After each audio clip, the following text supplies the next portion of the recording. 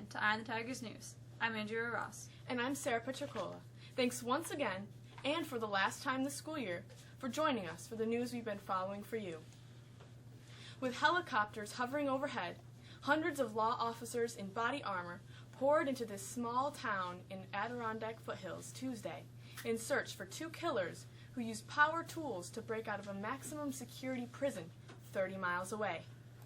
The hunt that began over the weekend focused on Willsboro, closed to Lake Champlain after residents reported seeing a couple of men walking on the road late Monday during a driving rainstorm.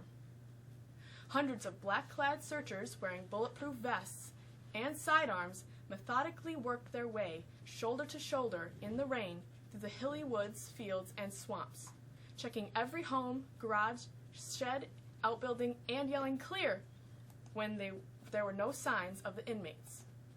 By early evening, it appeared the sweep had come up empty, and there was no confirmation from police that the escaped convicts had been there. Investigators think a woman who worked with Richard Matt and David Sweat at the Clinton Correctional Facility planned to pick the convicted killers up after they escaped, but changed her mind at last minute, a source familiar with the investigation tells CNN. Joyce Mitchell went to the hospital this weekend because of panic attacks, the source said.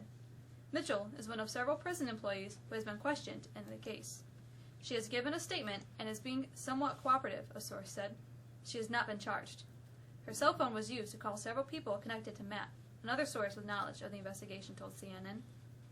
A white police officer recorded on video pushing a black girl to the ground at a North Texas pool party resigned from the police force Tuesday. Officer David Eric Casebolt's actions were indefensible, McKinney Police Chief Greg Connolly said at a press conference after the officer submitted his resignation. But Casebolt was not pressured to quit the force, Connolly said. A teenager at the party posted a video online showing the officer pushing a bikini-clad girl to the ground and brandishing his gun to the other black teens when the officer responded last Friday to calls about the pool party at a community-owned McKinney swimming pool. The 41-year-old former Texas state trooper and 10-year veteran of the McKinney force was put on administrative leave after the incident. His lawyer confirmed Tuesday that he had quit the force. 12 officers responded to the report of fights and disturbance at the pool party at the Craig Ranch North Community Pool in an affluent area of western McKinney. 11 of them performed according to their training, Connolly said. Casebolt did not, he said. Gay and lesbian couples could face legal chaos if the Supreme Court rules against same-sex marriage in the next few weeks. Same-sex weddings could come to a halt in many states, depending on a confusing mix of lower court decisions and the sometimes contradictory views of state and local officials. Among the 36 states in which same-sex couples can now marry are 20, in which federal judges invoked the Constitution to strike down marriage bans. Those rulings would be in conflict with the nation's highest court if the justices uphold the power of the states to limit marriage to heterosexual couples. A decision is expected by late June in cases from Kentucky, Michigan, Ohio, and Tennessee. Top officials in some states, including California, seem determined to allow gay and lesbian couples to continue to marry no matter how the court decision comes out. But some county clerks who actually issue the marriage licenses might not go along, experts said. The Obama administration is nearing a decision on how to improve and accelerate the training of Iraqi security forces in light of recent setbacks against the Islamic State, including the possibility of setting up new training camps in Anbar province, U.S. officials said on Tuesday. U.S. officials said the administration was considering sending up to 500 additional U.S. troops. The changes are aimed at bolstering the participation of the Sunni tribe in the fight. But the plan is not likely to include the deployment of U.S. forces closer to the front lines to either call in airstrikes or advise smaller Iraqi units in the battle, officials said. The White House said it was, quote, a range of options to accelerate the training and equipment of Iraq's military, suggesting no final decisions have been made in the details of the plan. The judge in the Colorado theater shooting trial dismissed 3 jurors Tuesday after learning that one was exposed to news coverage of the case and discussed it with the others. Judge Carlos A. Samwer Jr. found the 3 women violated his orders to avoid outside information on James Holmes' death penalty trial and not to talk about the case with anyone. The first woman told Samore her husband called her and told her on speakerphone that the district attorney had sent a tweet during testimony, which had been in the news. The other two jurors, who sometimes socialized with the first juror on breaks, were dismissed because they likely overheard her. With a look at our forecast, here's Emma!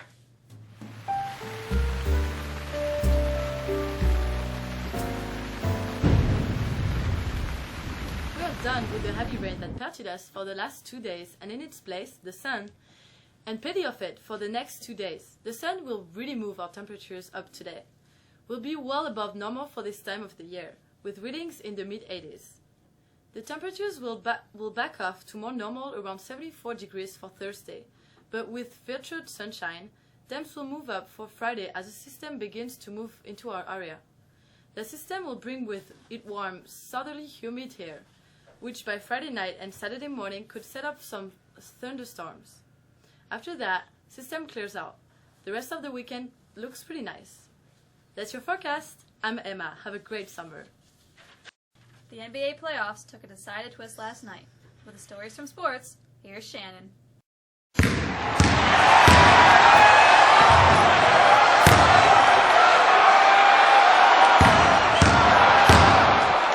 LeBron James celebrated the victory but fretted the finish after Golden State finally looked like the NBA's best team in a fourth quarter flurry, before the Cavaliers held on for a 96-91 victory and a 2-1 lead in the NBA Finals. That left James saying afterward the Cavs needed to figure some things out while the Warriors seemed to think they already had. Cleveland held a 19-point lead in the third quarter. James scored 40 points. The series resumes on Thursday in Cleveland. The NHL Stanley Cup playoffs resume tonight with the Tampa Bay Lightning holding a 2-1 series lead over the Chicago Blackhawks after the Lightning battled for a 4-3 Game 3 victory. In only 13 career start, San Francisco's Giants rookie pitcher Chris Heston hurled a no-hitter against the New York Mets last night.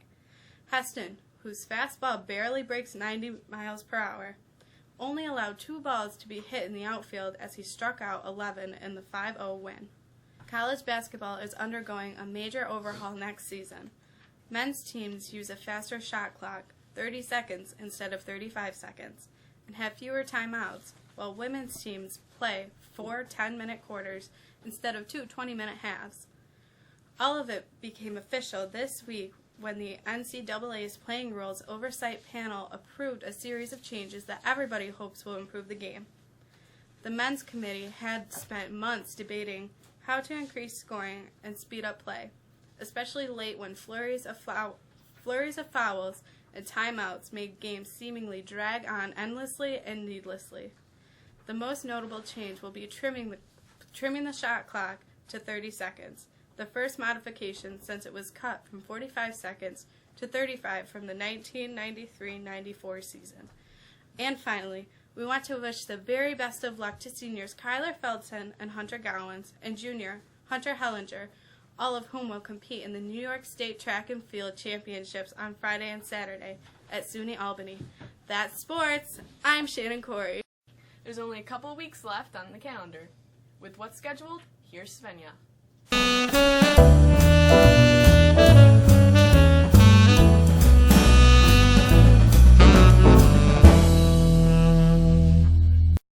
Today's calendar features the presentation of senior awards on Thursday.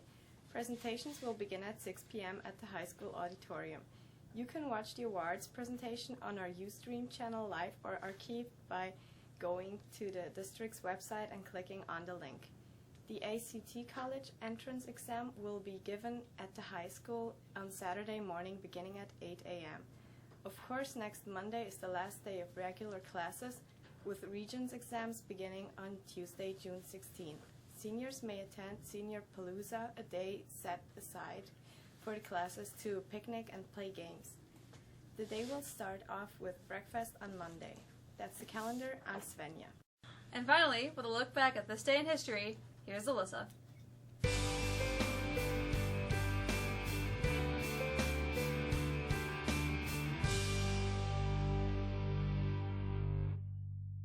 On this day in history, in 1801, the North African state of Tripoli declared war on the United States in a dispute over safe passage of merchant vessels through the Mediterranean.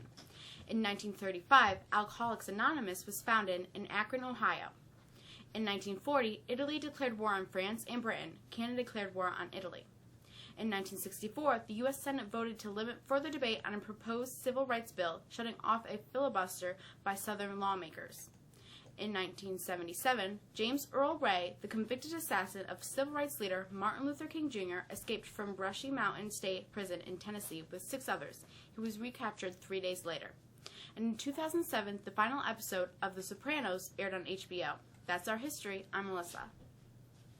Well, this is our last newscast, and we appreciate all of you who have watched what we've been doing this school year.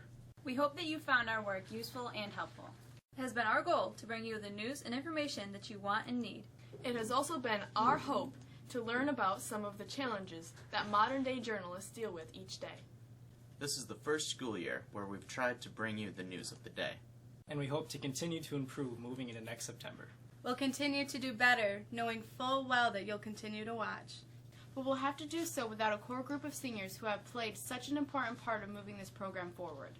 Seniors Shannon Corey, Sarah Pietricola, Andrea Ross, Nathaniel Schroeder, and Patrick Howell. And especially Eslen Foltz and Jacob Frazier, who have been part of the media program for multiple years now. Thanks again, and from the staff of Eye on the Tigers News, we congratulate the class of 2015 and wish all of you a safe and fun summer. Salute! Thank you. Don't die! Yeah!